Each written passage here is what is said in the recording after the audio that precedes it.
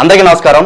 ఇవాళ మనతో ప్రముఖ ఆధ్యాత్మికవేత్త జ్యోతిష్య వాస్తు పండితులు బ్రహ్మశ్రీ ఉమామహేశ్వర సిద్ధాంతి గారు మనతో ఉన్నారు. వారితో మాట్లాడదాం. గురుగారు నమస్కారం. ఆయుష్మాన్ భవ. గురుగారు, సెప్టెంబర్ నెలలో కుంభరాశి వారికి ఎలాంటి ఫలితాలు ఉండబోతున్నాయి కాస్త వివరించండి. కుంభరాశి వారికి కుంభములో శని ఉన్నాడు. ఈ యొక్క సెప్టెంబర్ నెలలో కుంభరాశిలోనే శని ఉన్నాడు. శని స్వక్షేత్రంలో ఉన్నాడు. నక్రిష్య కుంభ రాసస నాయక సూర్యనందన. మకర కుంభ రాసులకు అధిపతి ఎవరయ్యా? సూర్యుని కుమారుడైన శని భగవానుడు అని శాస్త్రం చెప్తుంది. తనింట్లోనే ఉన్నాడు. సింహరాశిలో రవి ఉన్నాడు, తండ్రి ఉన్నాడు. సమసప్తక దృష్టితో శని చూస్తున్నాడు. కొన్ని కోపతాపాలకు గురైపోతున్నారు కుంభరాశి వారు. అలజడి, మానసిక ప్రశాంతతను కోల్పోతున్నారు, అలజడికి లోనైపోతున్నారు, ఎంతో ఇబ్బందికరమైన స్థితిని పొందుతున్నారు. అయినా కూడా వివిధ గ్రహముల సంచార విధానాన్ని బట్టి ఈ అన్నిటినీ కూడా ఎదిరించగలిగిన శక్తి సామర్థ్యాలు కల్పించుకుంటున్నాడు శని భగవానుడు. ఎంత శక్తి సామర్థ్యాలు కల్పించుకుంటున్నాడంటే, నేను చెయ్యాలనుకున్న పనిని, ఎంత కఠినమైన పని అయినా సరే, ఎంత కష్టమైన పని అయినా సరే, ఎంతటి బరువైన పని అయినా సరే సునాయాసంగా చేస్తాను. సునాయాసంగా చేస్తున్నారు పని. అంటే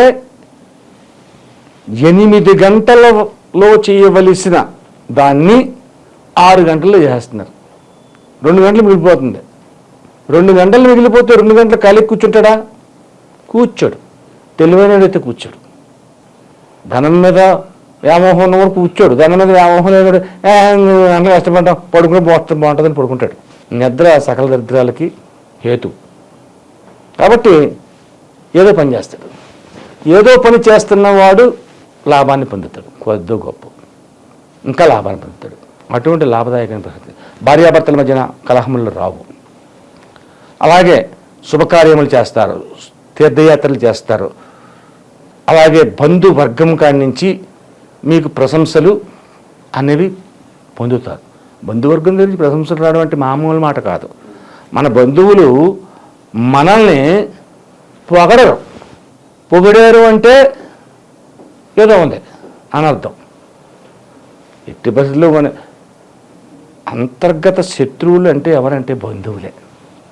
నీ ఇంటి పక్కూరు నువ్వు బాగుంటే నిన్ను చూసి బాధపడ్డావు. దానికేం బాధ? ఇంటికి నీకు వదిలి తింటున్నావు, నువ్వు కష్టపడుతున్నావు, డబ్బులు తెచ్చుకుంటున్నావు, సంపాదించుకుంటున్నావు, హ్యాపీగా ఉన్నావు. దమ్ముంటే నువ్వు చేసుకోరు అంటాడు మనం. కాబట్టి ఎవడే ఆడ్డావు? మన బంధువులు అలా కాదు. బంధువర్గం అన్న వాళ్ళు అలా చేయరు. అన్నటి వరకు ఎలాగుండి ఓ రైడు ఎంతలా సంపాదించేస్తున్నాడు, ఎంత డబ్బు వచ్చేసింది, అదిగో ఇలాగ మాటలు మాట్లాడుతున్నాడు, అలా చేసేస్తున్నాడు అని బాధపడేది బంధువులు. ఈ బంధువర్గ విధానాల్లో నష్టదాయకమైన పరిస్థితి ఈ కుంభరాశి వారికి ఉంది.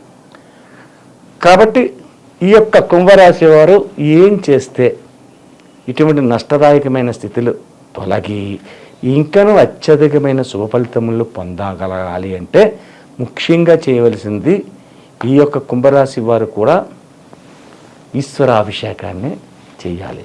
ఆ పరమేశ్వరుడు ఆదిదేవుడు, దేవాది దేవుడు అంటారు.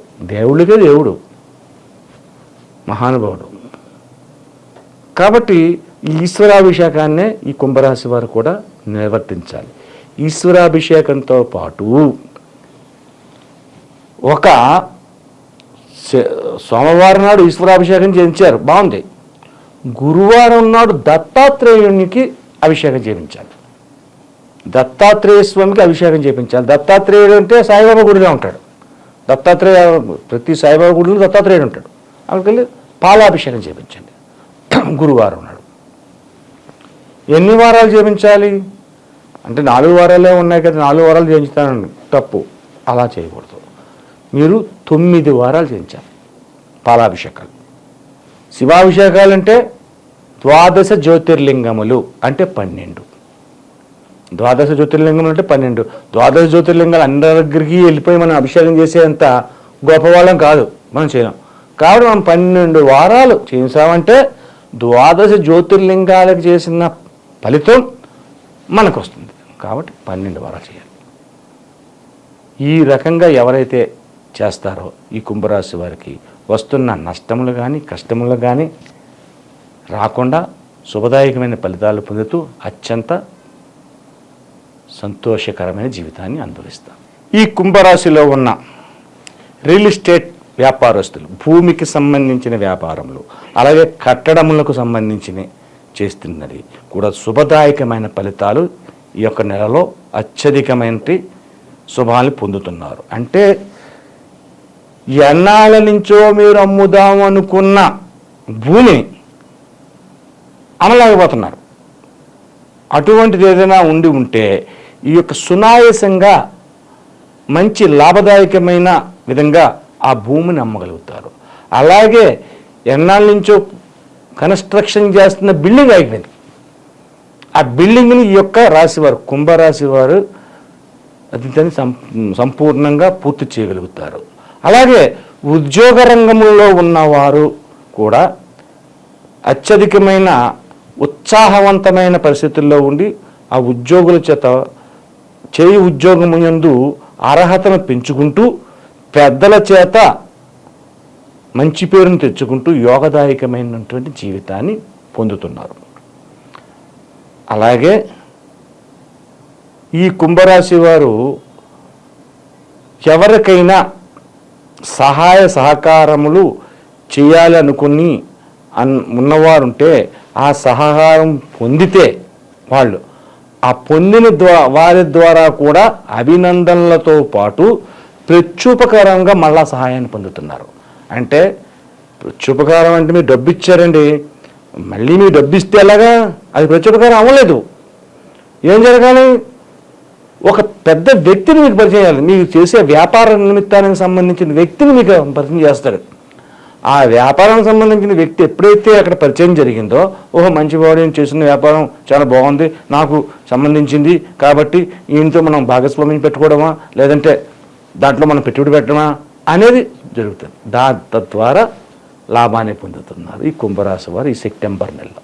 కాబట్టి ఇటువంటి శుభదాయకమైన ఫలితాలు ఉన్నాయి. కాబట్టి అలాగే మనం చెప్పిన పరిహారాలు కూడా చేసుకుంటే శుభదాయకమైన ఫలితాలు పొందగలుగుతారు. సెప్టెంబర్లో కుంభరాశి వారికి ఎలాంటి ఫలితాలు ఉంటాయి, అలాగే వారు చేసుకోవాల్సిన పరిహారాలు వివరించినందుకు ధన్యవాదాలు గురుగారు. ఆయుష్మాన్ భవాన్.